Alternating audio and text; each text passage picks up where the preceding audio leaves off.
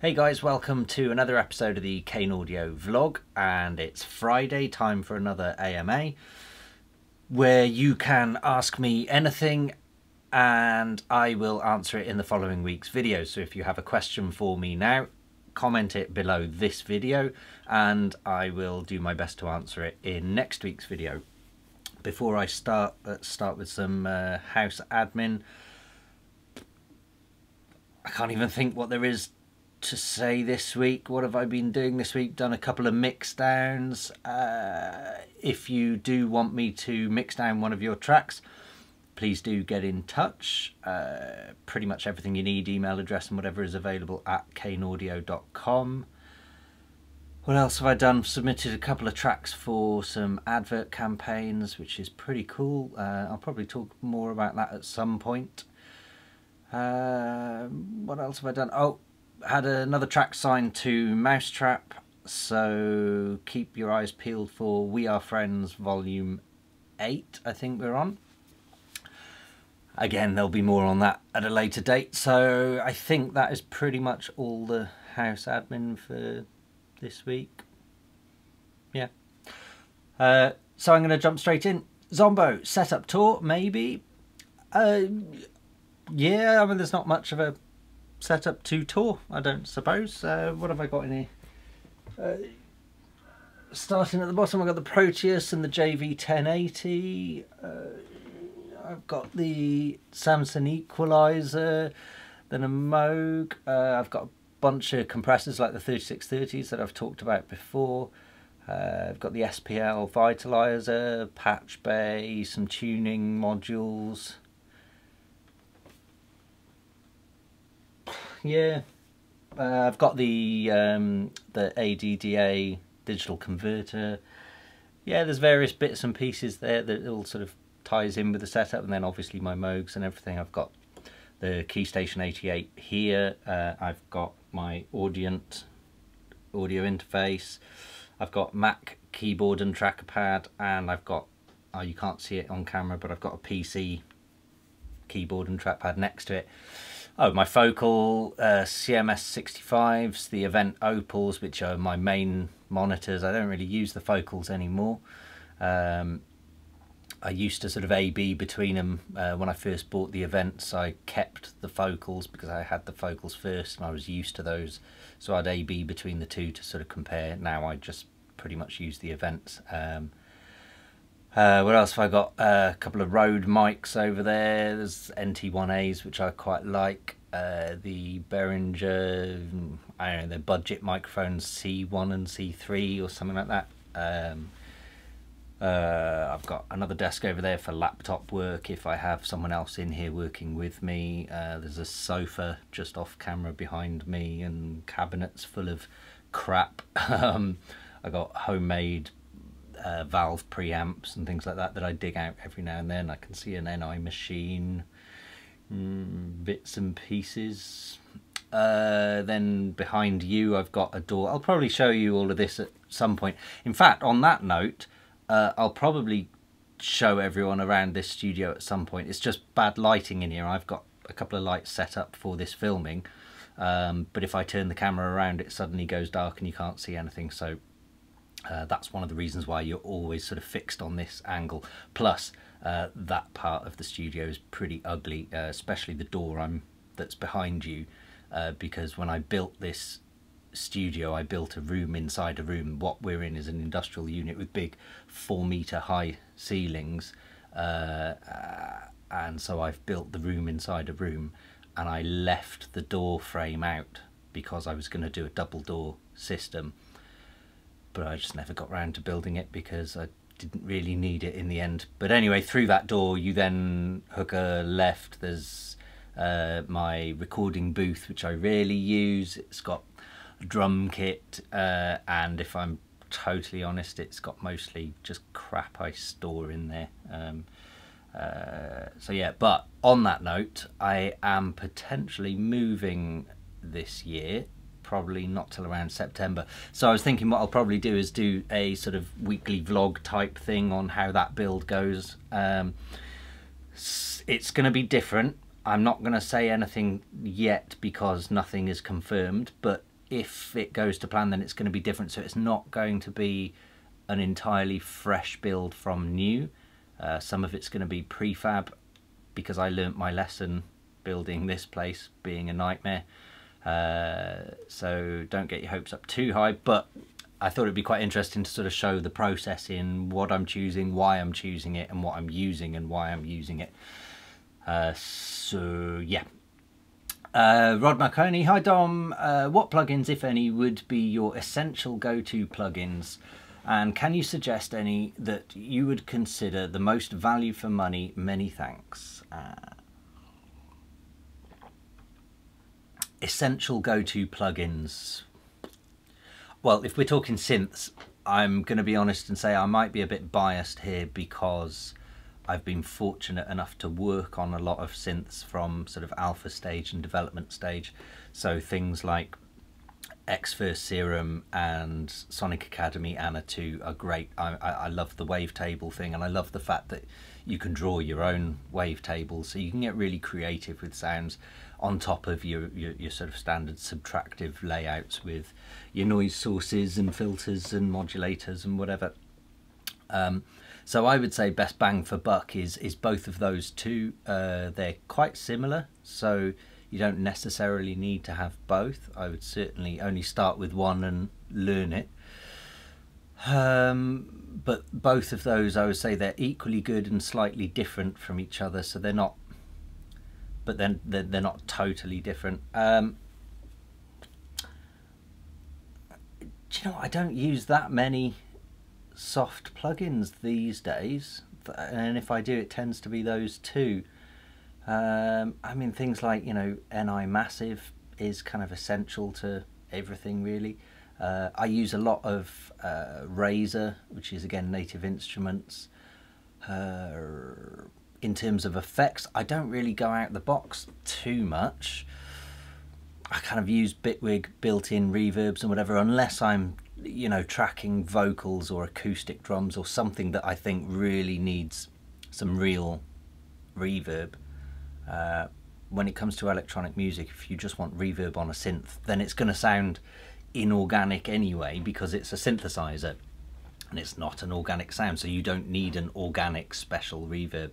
And the same goes for compressors, to be honest, unless you're dealing with, you know, classical or classic singer-songwriter, acoustic, folk, sort of real recordings, then, you know, things, most effects units, you don't really need to venture beyond the box. So yeah. Lopi1, always informative and inspirational to hear from you. Thank you for everything, Dom. Well, thank you for watching. PWM Music, as a professional producer mix engineer, what steps do you take to protect your hearing and ensure you're not monitoring too loud for too long? Actually, I don't work that loud. I have a decibel meter. When I was building this studio, I ran some tests and sort of triangulated from the monitors to get the volume calibrated. And I also did that to run room tests and pick up frequencies and whatever. So obviously you're running at, say, 90 to 95 dB, which is, you know, fairly loud, but I don't do that continuously. Also, I'm not a full-time mix engineer, because I think my loudest work is probably mixing. When I do sound design, I don't tend to do things very loud. When I'm producing my own tracks, I don't tend to have it particularly loud. You know, it's an acceptable level, but it's not crazy loud. And I tend to sort of fluctuate. I tend to go up and down with the volume as well. What I'll do is I prefer to sort of work at a medium volume and then just give it a quick blast and check everything sounds great, because I find if you work too loud, your ears act as natural compressors anyway. So if you work with the music really loud, you're not hearing a true representation of what's being sent out the speakers. So I think you need to be careful with that. In terms of hearing protection, I do have some ER20 or ER15, I think, earplugs which I use when I'm DJing or in any properly loud environments. For example, I sometimes help out another studio the other side of Cardiff, and I did some recording of some opera singers there once, and it was quite close range, and opera singers are renowned for belting it out. They don't need microphones in a theatre. So places like that, when I'm doing that sort of a recording, definitely earplugs, and I'll use ER15s or ER20s. Yeah, so I think, you know, you've got to protect your hearing. The amount of DJs I see on a regular basis who don't bother wearing earplugs and they're DJing, you know, 3 nights a week or something. You know, the question is how long do you want your career to last? You know, if you're okay with having a great career for 5, maybe 10 years, then fine, damage your hearing. Otherwise, get some fucking earplugs. You know, they're a pain in the ass to get used to, especially when you're DJing. My trick is put them in before you go in the club, because that way you haven't experienced the loud sound system, because we all love it really loud in a club. So if you put them on before you go into the club, you don't get to hear what the alternative is, so you just quickly get used to having plugs in and away you go. I did feel, I think there was, I can't remember the numbers, I think it was the ER30s that dropped 30 dB. They were the ones recommended for clubs, and I tried those first, and I felt like I was DJing in the room next door to myself. It didn't, I wasn't in the room, so it didn't, I didn't like that at all, I've got to be honest, even though they're the recommended ones. So I dropped down a few dB in terms of attenuation. So yeah, that's that. Vigilante Noir, weren't you going to do a video showcasing and reviewing every single Structures remix comp submission? You're almost right. I was, and hopefully will, do a video on some of the Structures submissions. What I'm going to do, I think I'll put up maybe another separate video, and so, because it was for Sonic Academy, and I don't know how many people check the forum there. I don't check the forum there. And I don't know where people follow me, whether it's YouTube or Twitter or Facebook or whatever. So I need to plan it strategically to get to be as fair as possible. But what I want to do is ask people who wants their track reviewed, because I don't want to be critiquing someone's track when they didn't give permission for it to be heard publicly on YouTube or whatever the case. So it's a bit more complicated than it first seems, and I want to be open and honest to anyone and available to anyone that wants their track reviewed. So for that reason, it's going to take a bit of time. Most of it comes down to me getting my arse into gear and actually doing it. So yeah, that will happen, I hope, and hopefully within, I would say hopefully early next month, so in a few weeks time or so. Yeah, hopefully in the next few weeks. Casey Music, hey Dom, already binned the track, was pretty much trash, so no worries about saying stuff out of context. Oh, that was the using my voice. All right, well there we go. Another question for you. I have some troubles filling up the mids without overloading. I'm pretty good in bass balancing and getting the highs filled up, but in almost every project I work on, I have troubles getting those spicy mids shining through without interfering with the bass and connecting with the highs. I mean, yeah, of course EQing and fine-tuning for the win, but do you have another technique to challenge this problem? For example, some kind of specific loudness level in comparison to other elements in the mix? Thanks a lot for answering all the questions. Really like the length and the format too. Can't wait to listen to some new stuff coming from you. Keep it up. Cheers. That's a good question. So we're looking at mid-range frequencies in a track. You want them nice and bright. I think a lot of it probably comes down to which sounds you choose in the first place. So for your, let's say, chords, leads, whatever in the mids, you know, your big synths, you need them to be in the right octave range, because you know, if you're in, say, the third octave, let's say C3 to C4 here, you know, C3 is what, 130 hertz, so it's still pretty bassy. So maybe knock it up into like the fourth octave, and then you're up into nearly the 500 hertz range. So there's that to bear in mind. So if you're in, say, the fourth octave, then yeah, you can sort of EQ the upper spectrums, get in those transients, maybe EQ a little bit of a high shelf raise of, say, 2 dB above. Well, if you're in the 500 hertz range, then maybe catch the harmonics of that in the sort of 1000 hertz range. That's one way of getting better mids. The other thing is, in the mixdown, I like to use a multi-band compressor for that reason in a mixdown, and it's quite nice to get a bit more, I'll call it boost, I suppose, but it can be various tricks in sometimes pulling down the highs and lows to match the mids can be a trick. It's always better to take things away rather than add things in.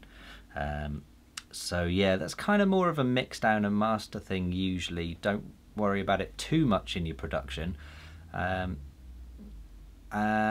yeah, I guess in terms of not overloading it, a lot of that comes down to things that you think should be in the high frequency range, like your hi-hats, your claps, your snares. Scoop out any low to mid stuff, and then for stuff that should be in the lower range, like your bass line, your whatever, your low toms, you know, scoop out some of the mid to high in that range. That way you're leaving like an empty space in the mid range, and that's the bit you can fill up with synthesizers, arpeggiators, leads, melodies, chords, whatever it is that you want to do. Yeah, so I guess you need to be aware of it at the production stage and the sound design stage, and when you're choosing your synths, just be aware that, you know, those are the ranges you want to fill. But you don't need to be too focused on that until you reach the mixdown and master stage, because that's when you start doing things like multiband compression, which should hopefully be about leveling those ranges out, I suppose. Andy Ruse, hey Dom, thanks for the answers. I already wrote down the recommendations on my sticky notes. Good idea. If you have sticky notes and on PC you have notes as well. I've always got stacks of notes open.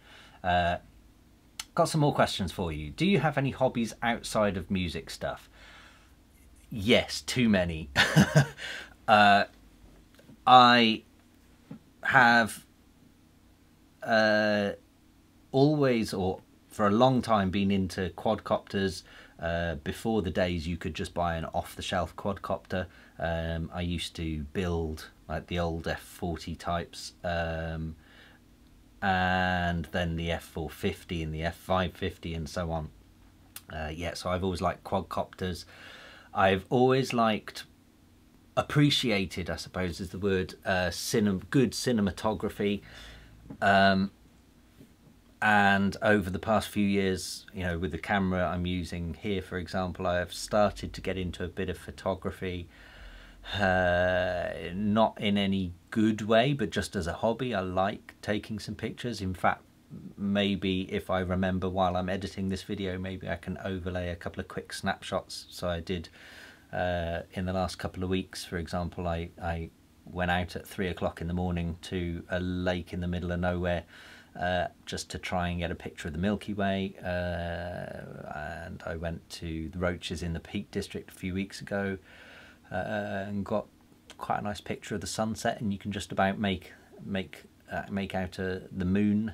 In fact, I've taken a couple of pictures of the moon as a sort of close-up. Yeah, they're just, for me, they're not, you know, they're just a hobby, I suppose.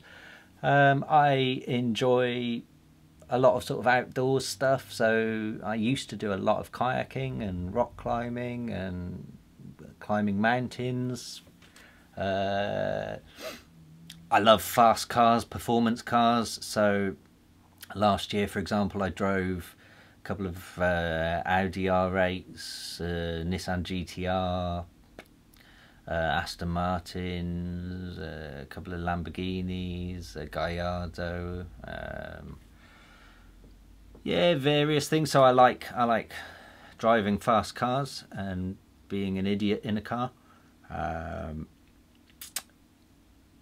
Yeah, what else? Anything really expensive. Unfortunately, all my hobbies are way too expensive and annoying. What else did you ask? I know they're all fantastic and this might be difficult, but what is your favourite release on Mau5trap this year so far, aside from your own, and why? Well, I think the obvious choice has got to be Deadmau5's Where's the Drop. I really do like that. I think it's Greg, is it, who did the rearrangements and compositions on it. I think did a great job scoring that, and it sounds beautiful and it's a great mix. I like the fact that he didn't put in the whole EDM kick nonsense and drums and didn't go over the top with the electronic side, because that's just detracting from real orchestral pieces. Yeah, I'm very jealous of that work. Yeah, I think that's probably the obvious choice. Other than that, which I think is probably too obvious, I'm a big fan of No Manner's work and Atlas's for two total opposite reasons. No Manner's work is I hate to say almost predictable, but predictably good, and I mean that in a positive way. You know it's just going to be a banger, and I like that because it always is a banger. And Atlas for the total opposite reason. You know, Jeff's stuff is always film scorey and dreamy, and I just love that for it. He takes electronic music to a place that it doesn't often reach, and that's a real admirable thing. So hopefully that answers your questions there. And you've got another one. Oh, and how are you doing, Dom? How's your day so far? People always ask what you're doing, but never how you are doing. Yeah, thank you very much. I'm fine. I'm all right. My day's going fine, yeah. Is that Jocamaya or Josamaya? Hi, Dom. I'm the guy that made the drum and bass remix for your contest. Aha! My question is, my mixing and mastering is hopefully getting better, or maybe it's not. But what can I do to help me make more interesting next level music? And then it looks like you've commented your own comment. And just so you understand my question, you had said that you yourself had to ditch the first version of your latest EP.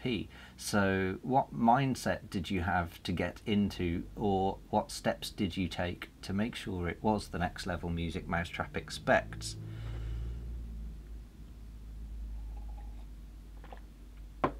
First of all, I liked your remix, I remember that, and it stood out because it was drum and bass. And I like the fact that it was a bit of a ballsy approach to try and get that drum and bass thing in. However, it didn't quite tick the boxes for me because, not because the quality of production wasn't there, although I didn't think it was 100% there. I also felt, perhaps more importantly, it wasn't quite right for what I thought would have been a Mau5trap release, particularly We Are Friends compilation. I just didn't feel it was there, so I don't think it was about it, you know, it wasn't really about quality, it was more about suitability, I suppose. So in terms of what can I do to help me make more interesting next level music, that's a good question, and I guess that applies to everyone really, and I guess that's kind of the million-dollar question we all ask ourselves every day. To make something next level, I feel like you need to go somewhere that nobody else is going. You need to take risks, and this is to anyone, not just the drum and bass remix of my track. And I think we all need to, in some way or another, whether this be in subtle little sound design approaches or production techniques or musicality or chords and structures and scales, in one way or another we need to push a boundary or push our own boundaries in where we're willing to go with music. And I think that's what makes the difference between just music and art. And I think those are two very different things at times, but they can be one and the same at times.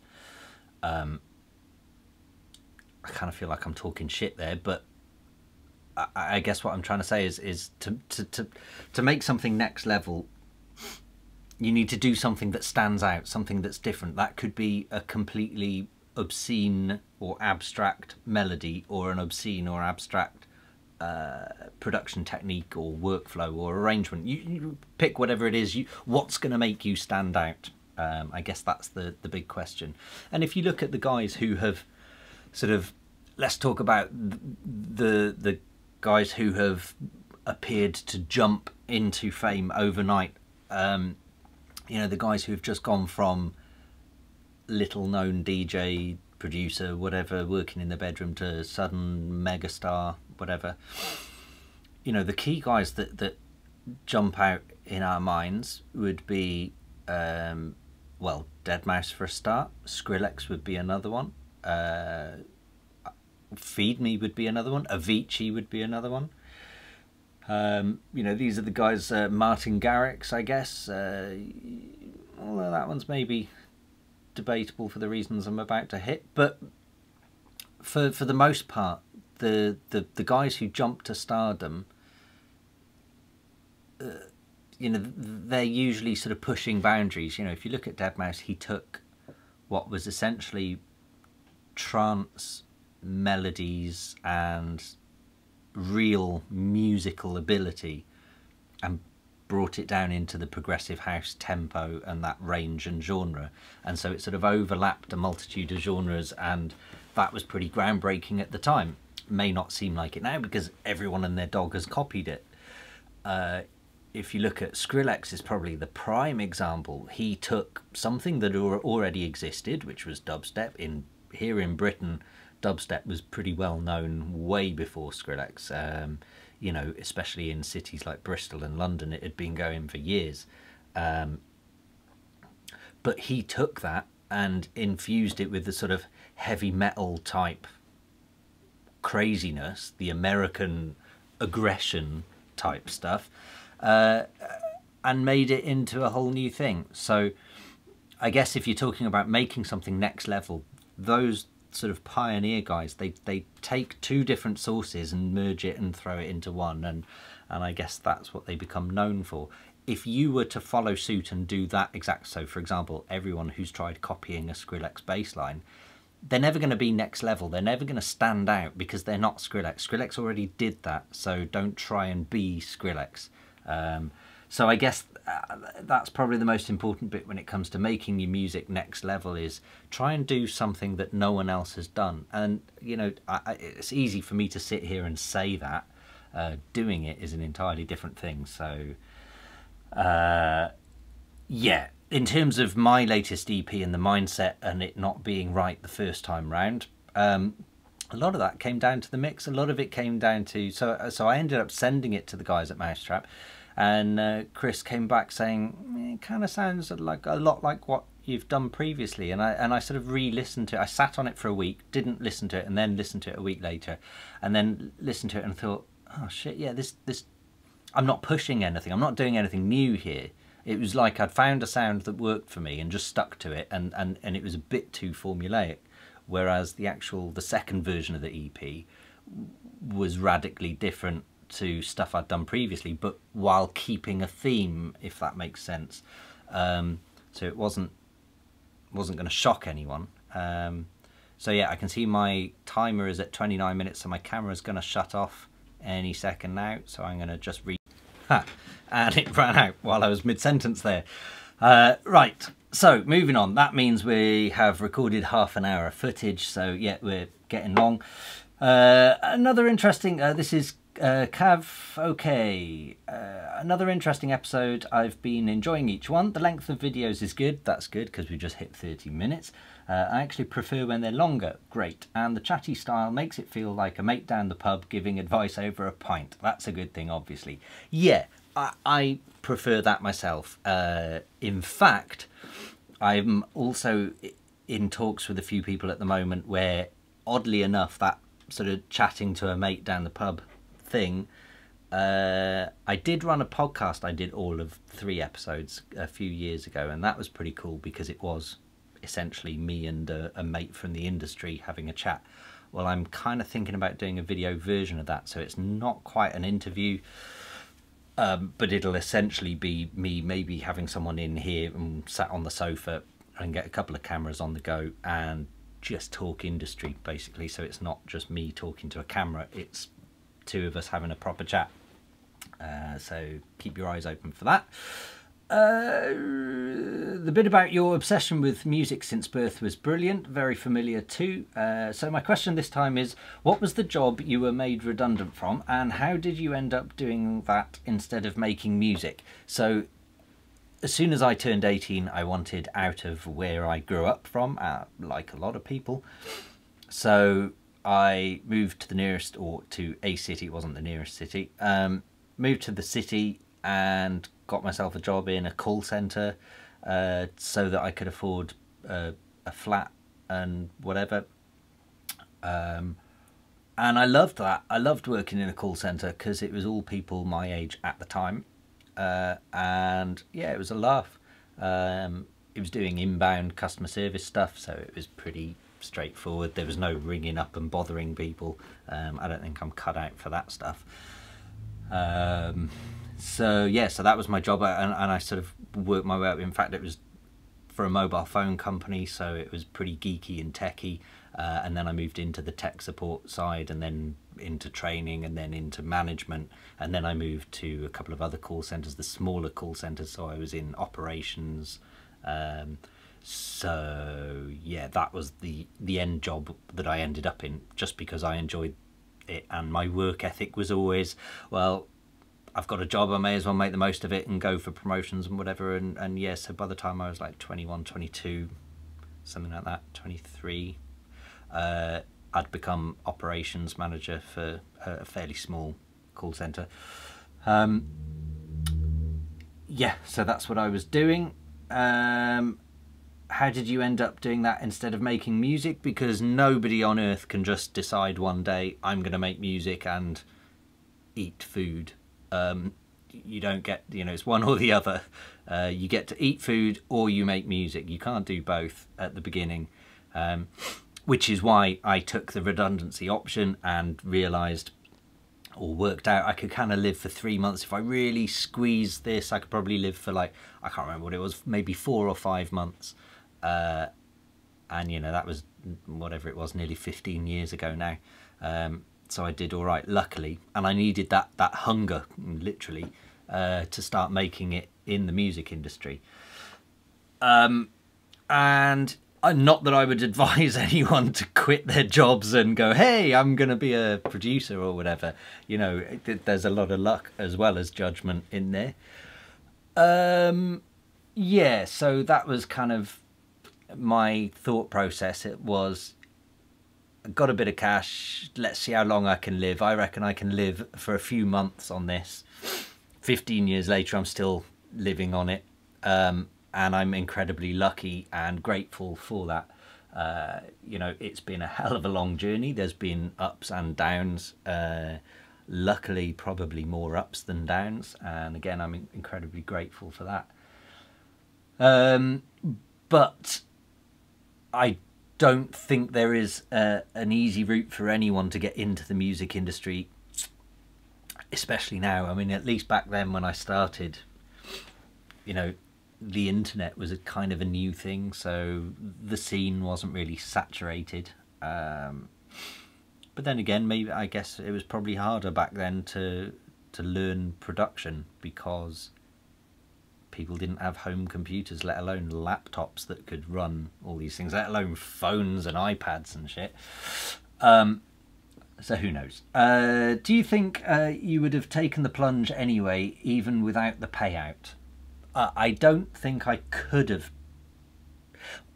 No, I probably would have at some point, but definitely not then without a payout.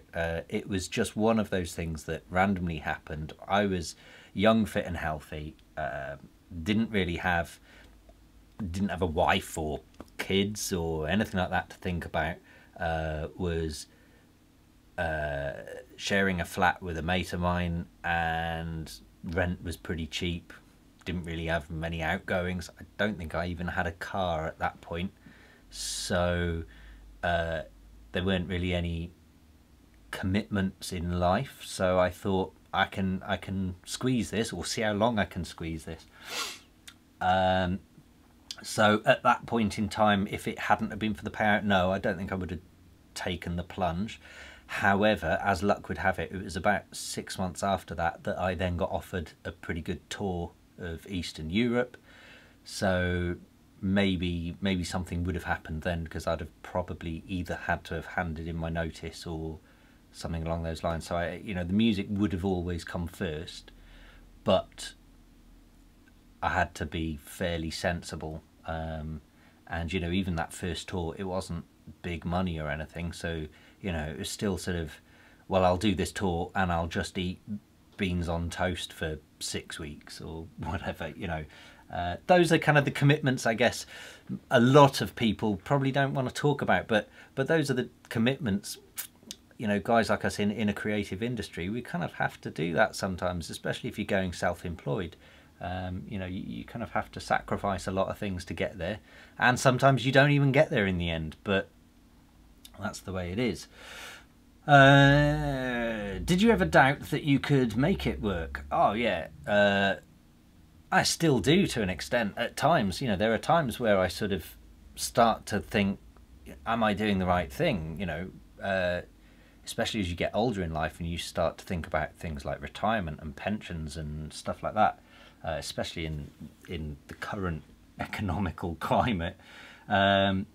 No worries if that is too personal. Clearly not, because I've just answered them all. But you did say ask anything, and the info would be helpful, as I'm a bit of a crossroad myself, deciding between the easier option for supporting my family via working in IT and the musical obsession that always keeps pulling me back. See, that's where perhaps you and I differ. As I mentioned, I didn't have any family relying on me or anything like that at the time. There were no commitments, so that's something that you kind of have to judge on yourself, and I obviously couldn't advise either way. What I would say is I know one very, very famous DJ still to this day, and I remember his first sort of, when he got thrown into fame and was put on a world tour for a very big brand, and things were looking great. He was earning good money for those gigs. He carried on. Funnily enough, I think he worked in IT, if I remember rightly. And he'd basically just booked every Friday off for the next 10 weeks in a row and was on a world tour, and coming back first thing Monday morning, landing at 5 AM, straight off to work and putting the hours in, because he didn't want to lose a good, comfortable job based on the fact that he had one world tour. So, there are a lot of people, and in fact, I think you'd be surprised by the amount of DJs out there who, if you look at their Instagram or Facebook or whatever, you'd think they probably own luxury yachts and they're out in Ibiza every weekend and driving Ferraris and whatever. Well, actually, a lot of them have day jobs and just do both, and just do the music thing as more of a hobby that earns a bit of petty cash. So I think you'd be surprised. Like I say, I consider myself incredibly lucky to be full-time and music is my only income. I'm fully aware that that's quite a rare thing these days. So yeah, I mean, obviously that's your choice. I'm not giving you advice on the internet. I can also see the battery's now starting to run low. I forgot to charge it, so give me 2 seconds and I'll just swap over for another battery. Right, and I'm back. Yeah, so this is going to be a long one today. Sorry, guys. So yeah, so that was the day job versus self-employed job type thing. Right, Jaku Music. Hi Dom, I've experimented with using tapes and 4-track recorders in the past. Do you use any techniques that require a bit of out-of-the-box experimenting? I did have an old reel-to-reel, which I kind of miss those days, and I kind of fancy getting that back at some point. When I first started, all we had was 4-track recorders. In fact, one of my first ever purchases when I was probably 14, I remember I spent months and months cleaning cars and trimming hedges of all the neighbours and everybody in the village to get my first set of decks, and I'd got that. And then the next purchase was a production one, and that was I think it was Tascam 4-track tape recorder. So yeah, I have experience with those things, and it was horrible.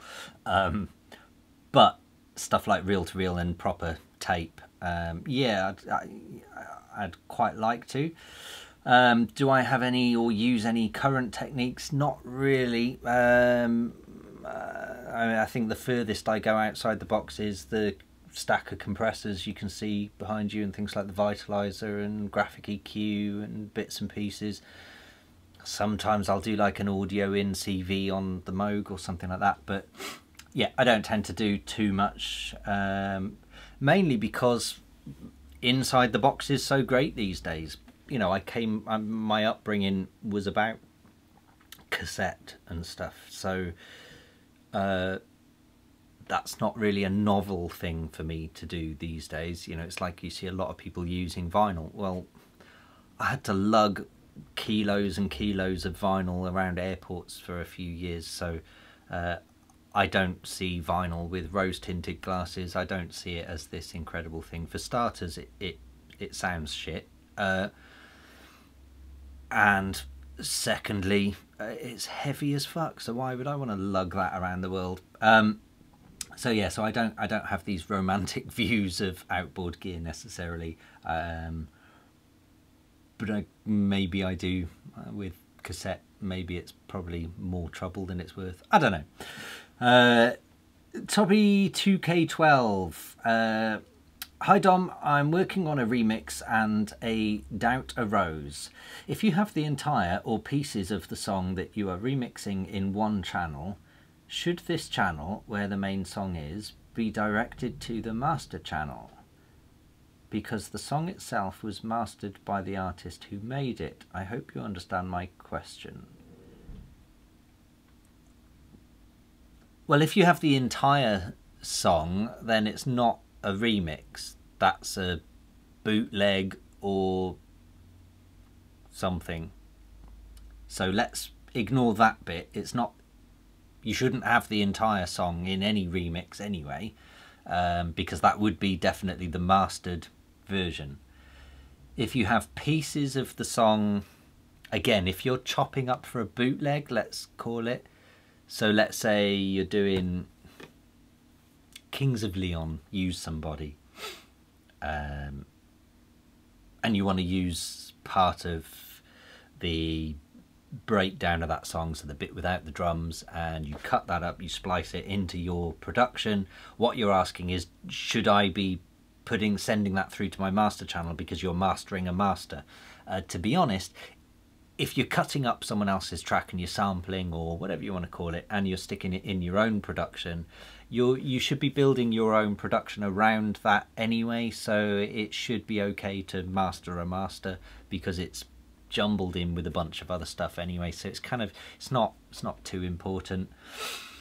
If you're doing a proper remix for somebody, then they should be giving you pre-mastered parts anyway. If they're giving you separate bass stems, drum stems, vocals, whatever, none of those should be mastered anyway. They should be pre-master, so that should be absolutely fine to send through your master channel.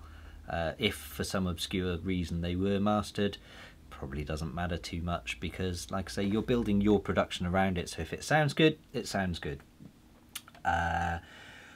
Lumbee Legend. Hey Dom, in all your years in the industry, what was the most fulfilling gig and what was the worst?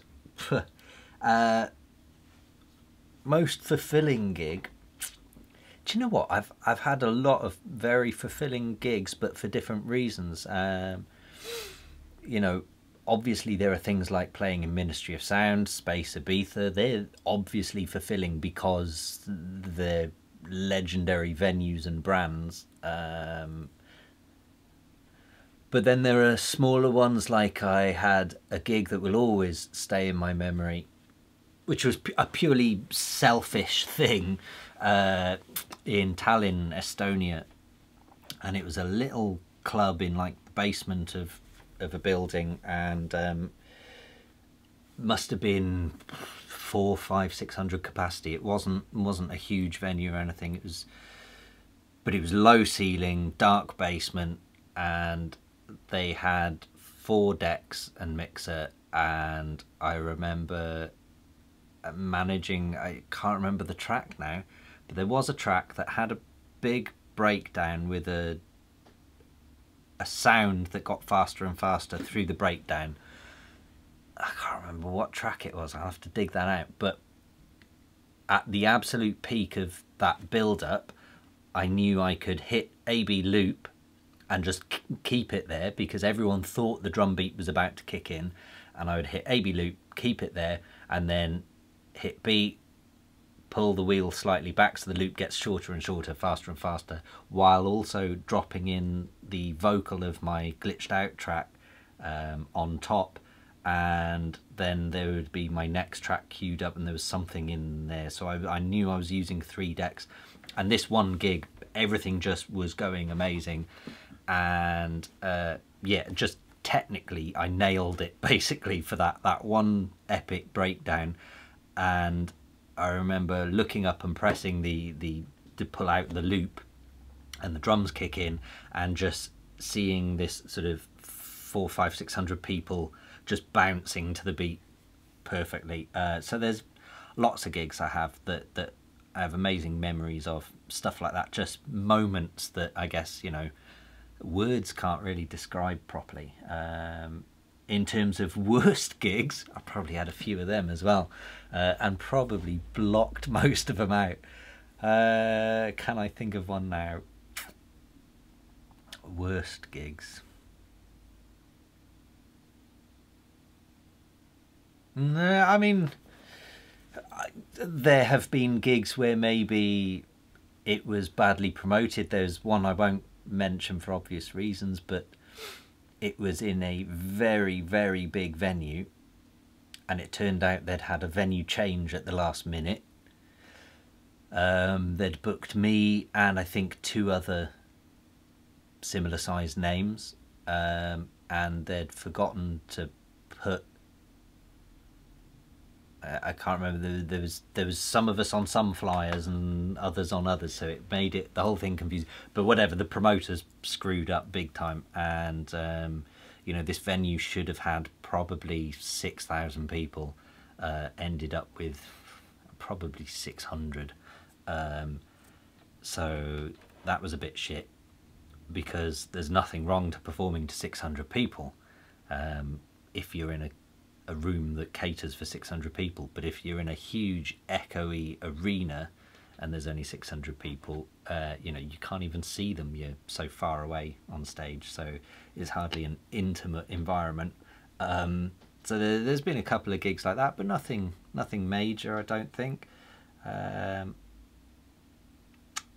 Yeah, another one of my favourite gigs ever was Lipetsk in south of Moscow. It's about 4 or 5 hours south of Moscow, in the middle of a forest in the peak of summer, and this wooden club built on stilts that must have been a couple or few thousand capacity, and pyrotechnics in a wooden club in a forest, and the club had no walls, and just, oh, what an immense place, and great people as well.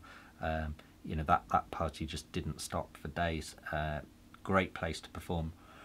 So yeah, there's been loads of good ones, not so much bad ones, but I guess in the early days, I mean, I started, you know, as I've probably mentioned in the last video, I started my life with an obsession for music. So I was DJing, doing mobile discos for like the local rugby club and whatever when I was 12, 13. You know, using cassette decks and CD players, and literally I would just want to play music for people. You know, I remember a New Year's Eve gig when I must have been 13, and did a New Year's Eve gig for a local rugby club, and playing Tina Turner, Simply the Best, and people hanging off the roof rafters, you know. So there were some shit gigs amongst those, because I remember there was one I played in a pub somewhere, and again I was probably 13, maybe 14 at the most, and the pub owner refused to pay me, and I had my mum in her car parked outside, bless her, waiting for me to finish the gig, and my mum had to come in and get my DJ fee, which was probably 20 quid. But you know, that shows how supportive my mum was, and how weird the world was, I suppose. So yeah, they were shit times, I guess, but they were still always covered in good times, so I can't complain. Distorts. Hi Dom, we're nearly finished. Hi Dom, I read somewhere that gated reverb makes drums sound bigger as it makes the individual hits longer. Could you explain what gated reverb is, how it works, its applications, and plugin recommendations to apply it? Gated reverb is an old 80s thing on the snare drums, usually. If you listen to stuff like, I think maybe Simple Minds, Spandau Ballet, Prefab Sprout, I'm pretty sure Prefab Sprout, King of Rock and Roll, I'm sure they had gated reverb on the snare. It's exactly what it says. You have snare drum, and then after that in the chain is some big reverb. In the 80s it would have been like a Lexicon unit, you know, a proper digital reverb, and then next in the chain would be a gate, and as soon as the threshold hits below, say, -5 dB, it cuts out. So it leaves your snare drum, the snare drum hits with massive reverb, big, thick, lush reverb, and then pulls tight.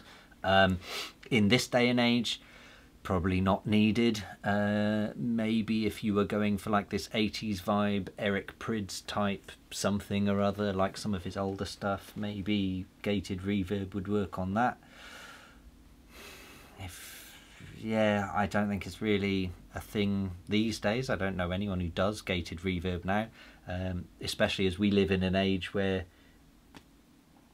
you can just find a big snare drum. You don't need gated reverb. Just find a big snare drum, stick some reverb on it, and now you can automate everything. So I would say gated reverb is probably useless these days, because you could just manually draw in either the shape and size of the snare drum using ADSR, or stick in some reverb and automate the mix levels of the reverb, or automate the times of the reverb. You know, gated reverb is from the days where we had no control over these things. The only snare drum you had was maybe an 808 drum machine or a Lindrum or something, and in which case the only other device you had to make that bigger was maybe a compressor if you were rich, and maybe like a digital compressor like Lexicon units, the old 19-inch rack ones, again if you were rich, and then a gate. So that was kind of your only way of dealing with it back then. So I don't think it's necessary now. Maybe I'm wrong, maybe some people are using it. You know what, I bet people like what they call the band 1975, they probably use stuff like gated reverb, but probably as an aesthetic choice rather than a creative tool, I think. And then last but not least, St. Nicholas. Love this, Dom. Always make it to the end. Great. And that, ironically, is the end. That's all the questions for this week. If you have made it this long, I couldn't even tell you how long this video is this time. if you've made it to the end, thank you very much. In fact, to prove that you've made it to the end, please comment below saying bananas or something like that, because no one will know why you're commenting bananas. And don't tell anyone why you've commented the word bananas, and I will know that you've watched this video to the end. Yeah, I think that is everything. Thank you very much for watching, and I will maybe see you next week. I'm away middle of next week, so not sure on timings of stuff, but I should have said that in the house admin at the beginning of this video. Oh well, too late. See you next week. Cheers.